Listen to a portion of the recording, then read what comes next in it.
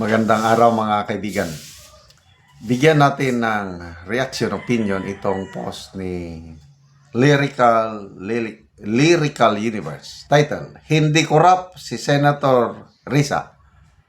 Statement po yan ni Congresswoman Laila de Lima. Sabi niya, kung matupad ang wish ni Cara David, sigurado akong isa si Senator Risa Hontiveros sa mga magsusurvive.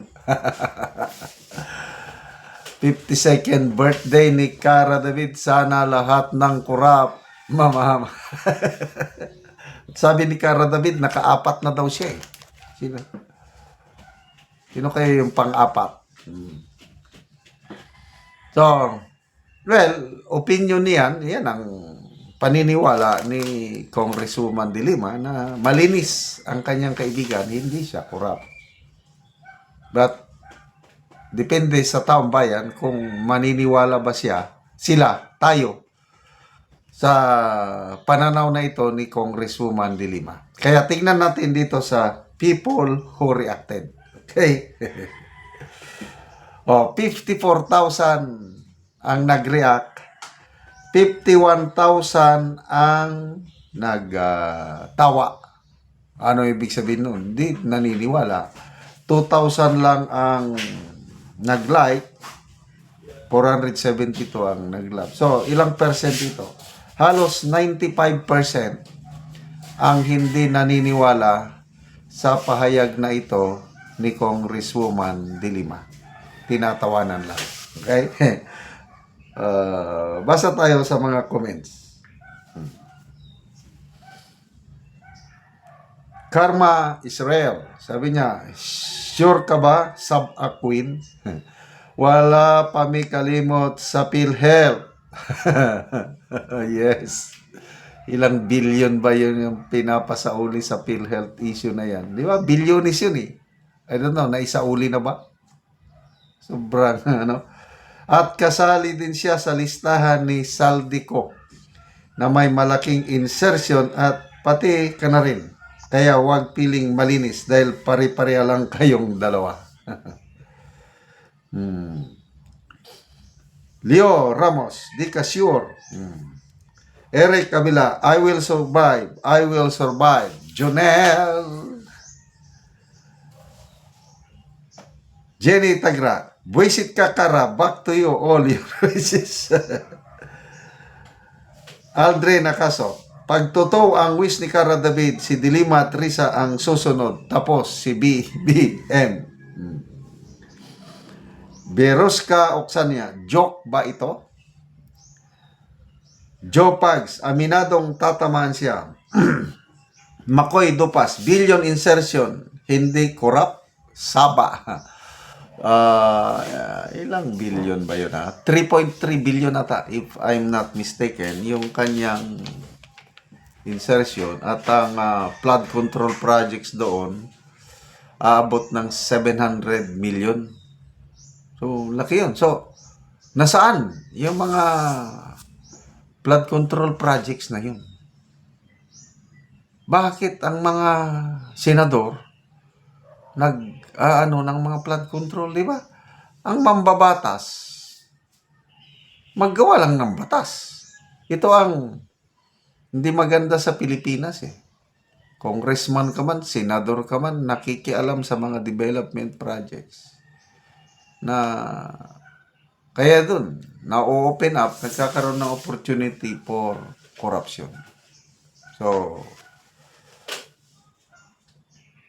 ito na yung problema natin ngayon, napakalaking problema, corruption. Yung latest survey ng Pulse Asia, halos lahat ng mga Pilipino naniniwala na talamak ang corruption in all levels of government. Ito, magkasunod na survey ng Pulse Asia. Noong September survey nila, 97% sa mga respondents nagsabi na talamak ang korupsyon ngayon. Itong December survey, 94%. So halos kalapit lang, may ano lang. So across all regions and class Class A to Class E, naniniwala na talamak ang korupsyon. Kaya dahil sa korupsyon na ito, lalong naghihirap ang mga mahirap. Of course, sila na nakapwesto, no problem. Dahil nasa kanila ang pundo eh. Ang hirap, Ako, galing lang ako ngayon na bumili ng isda. Grabing presyo. Yung galunggong na dati 100 plus lang ang kilo. Nagkanina. Magkano ang kilo? 240. Ang liliit na galunggong. Kaya doon na lang ako bumili sa tilapia. Kasi yung tilapia, nakapispan yan 175 per kilo. Tilapia na lang ako. Kaya lang, mas gusto ko sana yung galunggong masarap iprito, masarap ipaksi, masarap. Basta galunggong. Kaya lang, nahirapan ako eh. So, hirap na ngayon ang taong bayan dahil sa inflation. Yung 1,000 mo halos kakaunti na ang mabili. Anong dahilan ba? May napanood akong Facebook reel. Si Dingdong Dantes ang host. Bakit naghihirap ang bansang Pilipinas? Yun ang tanong. Taas kagad yung bata. Dahil sa mga kurakot. Wala na. Ito na yung legacy ng administrasyong ito. Bagong lipunan. The most corrupt administration in our nation's history.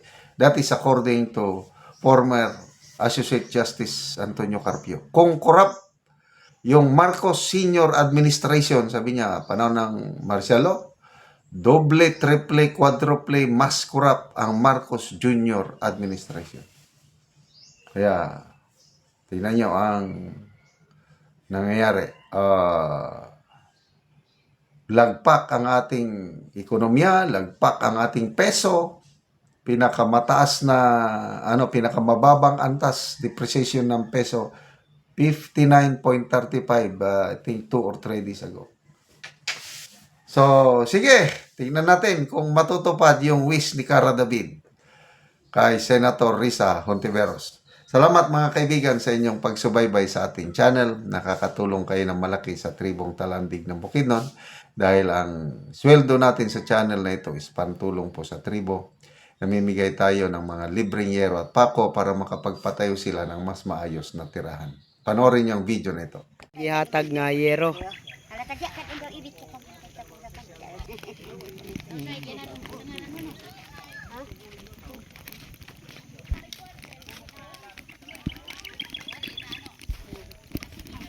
Mauna gid ni ang balay sa natagaan na mo gero. Mauna na gid ni ang itsura sa ilang balay.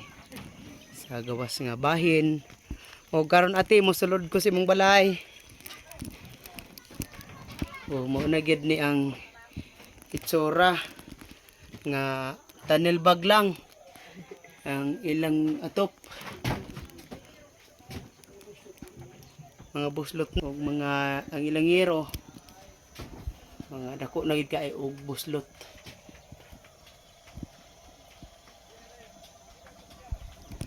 Kuan gi lingat pilan ni dito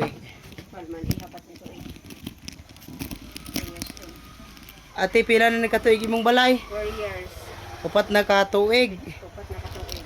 Sumo nga inani na nga ang iyang itsura. Oo, sa upat ka tuig, wala pa gid mo sukad nga nakapuli og atop. Wala ba? Kay nga naman ati sukad nga upat na ka tuig, wala pa mo nakapaltugero. Ay, manggod tungod sa kalisod, akong bana siya na operahan. Na nakabalik mi sa zero. Nakabalik mo sa zero. Hmm. So ikaw lang pirmi ang gapaning kamot. O makatrabaho na akong bana pero dili gid kaayo kay opera naman siya sa 2022. So ikaw ra gapangita. So lisod gid kaayo tiba. So So makahilak gyud ta sa kalisod nato ba nga karon bag-o pa matagi mo og gero sa inyong paganto sa ulan. lagi kay dili kay ko pagkakuan pa refresh among balay kay na ako eskwela lang upat ka buok tulo akong high school. Tapos Mm. na pa ko'y anak nga kuan ay kapansanan kada adlaw minimum gyud niya 50 pa eskwela sa tikalaan. Mm. Dili siya pwede maka-eskwela kung walay 50 kada adlaw. Mm. So unsa dayto imong trabaho ra? Karon ang akong trabaho magsanggi, magmuso ko usay abono bisan palalaki nga trabaho usay makatrabaho ko kay tungod sa kalisod kay daghang kay mga eskwela. Sabot na Mm. to akong eskwela nga dalaga nga graduate nga grade 10 ani. Sugod hadto 18 years old na si aning May 2026 na. Sige ra gaplitian kada adlaw minimum gud 50 so kada adlaw ko gamuso gaiplitira palit ra kuan nila bugas para lang gyud nga maka-eskwela akong mga anak. Mm. So salamat kayo te.